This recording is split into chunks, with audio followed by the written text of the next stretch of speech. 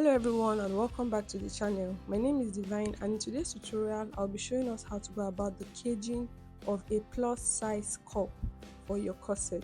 So if this is something you're interested in, don't forget to like, share and click on the subscribe button. So in my previous tutorial I showed us how to go about the pattern drafting of this cupped corset for a plus size. I'll be leaving the link to that in my description. So these are the materials I'll be working with. I have my cup pattern here. I have my Ankara fabric here, my air stay, I have my peplon stay, the hard one, and my boning, the 0.25 boning, and also my lining. So I have here a 3-part corset pattern.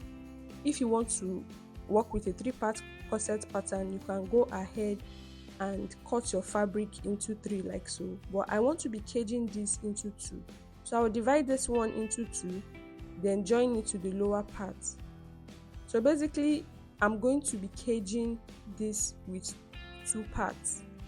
But if you want a 3-part, cut your fabric on 3 parts. But for the inner caging, cut it on 2. So I've taped it together, we're having 2. And my pattern is properly labeled. I showed us all this in the previous tutorial. Now I'm going to be cutting my hard stay, my peplon stay. And the side with the gum should be facing down, while the side without the gum should be facing up. So you can see my pattern is resting on the part without the gum. Then I'll go ahead and cut. So on this side here, I'm supposed to add 1/2 inch sewing allowance, the side with the arrow, for joining to the other piece. Forgot to add that 1/2 inch. I'll cut here. Then on the side with the arrow, add 1/2 inch, because we need to join this back together. So I'll cut it on the hard stay. After which I'm going to label this arrow side, the side front, the up, the arrow, the center front, the arrow, and the up. So I said this part with the arrow, add 1/2 inch sewing allowance. After which I'll be placing this together, right sides facing each other. The right side is the part without the gum. I'll sew with 1/2 inch, but because I didn't add sewing allowance here, I'll just hold it very small. I'll just sew it very small. If you added 1/2 inch, sew with 1/2 inch. After which I'll cut out a piece of my fabric and iron my air stay on it on the wrong side.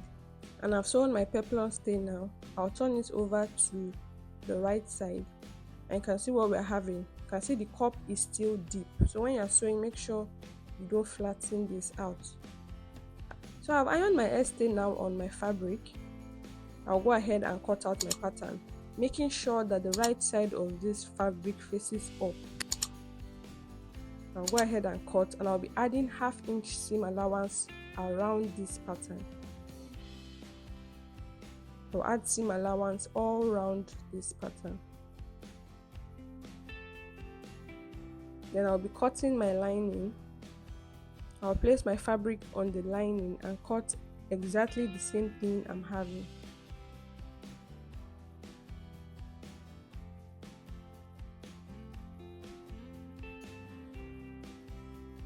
So after cutting, I'm going to be marking the wrong side of the lining, and I'll be labeling both the Ankara fabric and the lining exactly what I have on my pattern. So the arrow side to the arrow, center front to center front, I will label it accurately so we don't mix the pattern up.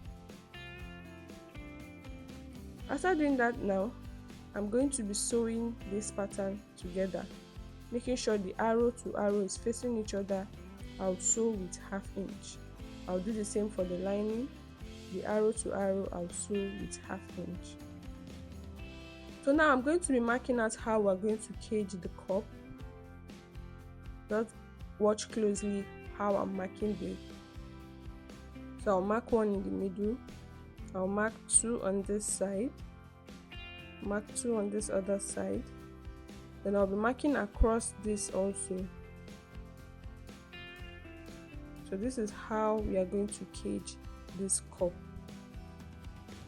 And I'll be making use of my boning. My boning is 0.25, not up to 1/2 inch. So that is the boning, sewable boning or regular boning. That's what I'll be using.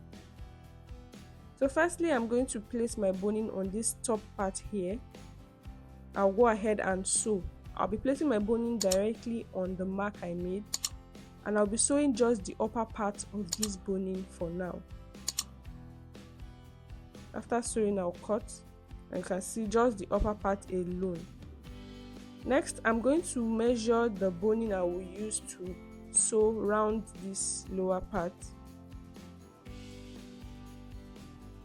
I'll take it round, then cut it out. After which, I'm going to be notching this boning.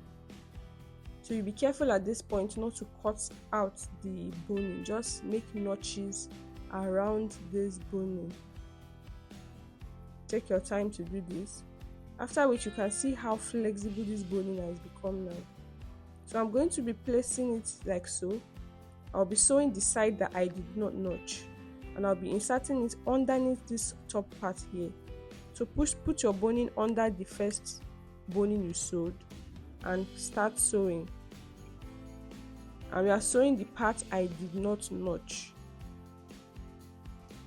So you sew it round. When you notch your boning, it's easier for you to take it round a curve. After which, if there's an excess, cut it off, then put your boning underneath this top boning. So any boning you are sewing should be inserted underneath this boning that you've sewn now.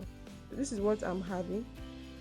Next, I'm going to be sewing this middle boning. I will insert my boning underneath this one. Make sure it sits under. Push it in. Then I'll go ahead and sew. So at this point, my thread was cutting. I had to apply machine oil so it can sew more easily.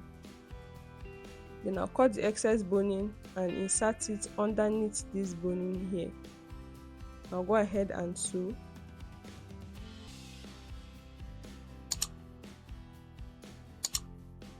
And this is what I'm having. You can see that I did not press down this cup. Let the cup be. Just follow the shape of the cup. I'll go ahead and do this for the other straight lines, and this is what I'm having. Now I'm going to do the other sides. I'll insert my boning under this boning here. I'll go ahead and sew. So when you are sewing, don't press your cup. If not, your cup is going to become flat. And after sewing, make sure your boning sits underneath the bonings around this. So I'll do this for the other lines, and this is what I'm having after doing that. You can see our cup is still deep. Then I'll go ahead and sew the other line of this border boning that we did not sew initially. I'll go ahead and sew it close, and this is what we are having. I'll turn the cup now to the other side. So this is what we are having. We'll go ahead now and flesh this cup, so basically filling up this boning part so that it doesn't show from our dress. I'll place my bustier ball underneath this cup, place my stay on it, then cut out. Make sure your bustier ball is sitting underneath your cup or your tailor's ham. I'll sprinkle a little bit of water and iron my stay so it lays very flat on this. So you can see what I'm having. You can see that the boning is still showing from this cup here. I'll go in with another layer of stay. I'll cut out the excess, sprinkle a little bit of water and iron it out.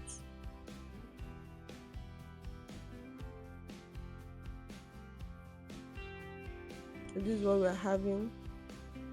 Your tailor's ham must remain under your cup so you don't flatten it out or spoil the structure of the cup.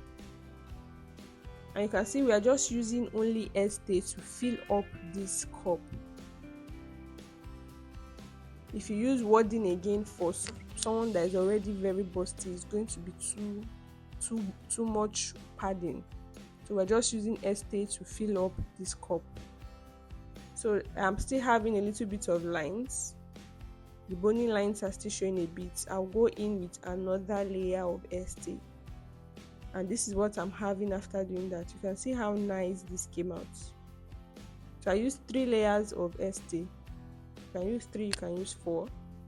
So I've sewn my fabric now. What I'll do next is to arrange my hemming gum on this cup. If If you have the 1-inch hemming gum, you can go ahead and use it. I'll place my hemming gum round about this cup, then place my fabric on it.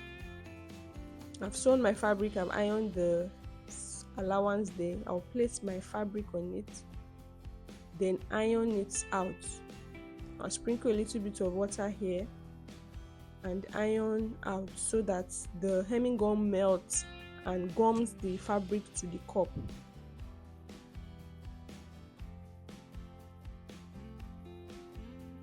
And after doing that, this is what we are having here.